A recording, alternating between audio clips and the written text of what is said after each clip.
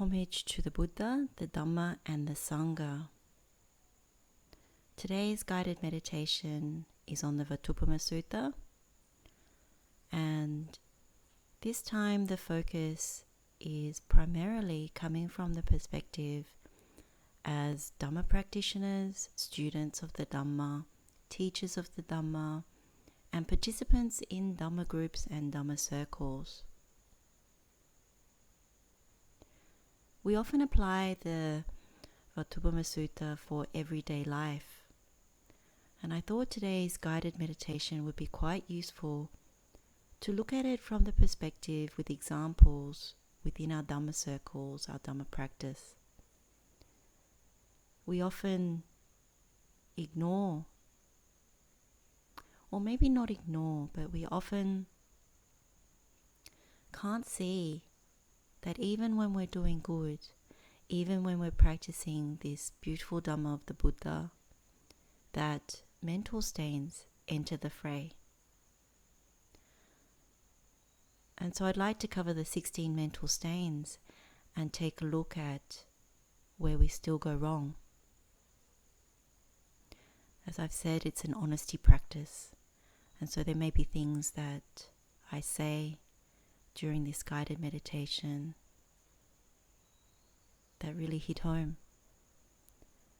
But allow yourself some time to be honest, to see the Vatupama Sutta in a different way, and to really embrace the teaching of the Buddha.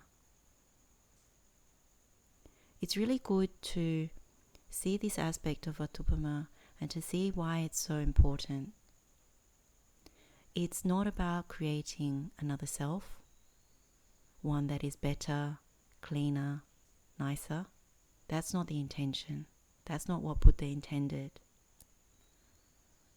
But in doing so, we may change, transform into better people. But the real intention behind cleaning, behind suttas like Vatupama Sutta, Anangana Sutta, Saleka Sutta, Anumana Sutta, Upakilesa Sutta, all these suttas and more,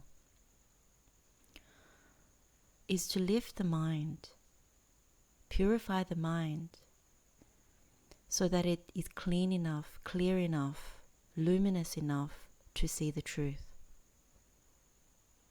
If we don't clean the mind of these mental stains,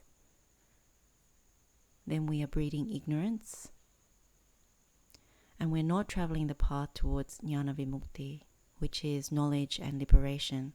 In fact, we are obstructed from doing that. And so we remain deluded. People often ask, how do I practice to not be deluded? How do I see non-delusion?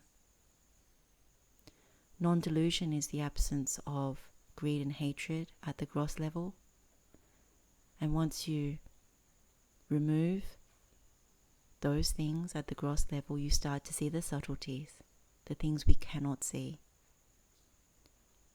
So I strongly encourage Vatupama Sutta because it is really tackling delusion by going through greed and hatred, the things we can see, the things that are more obvious.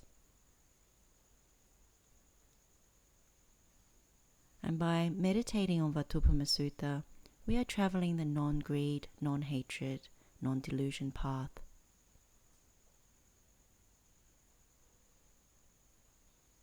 So let's begin.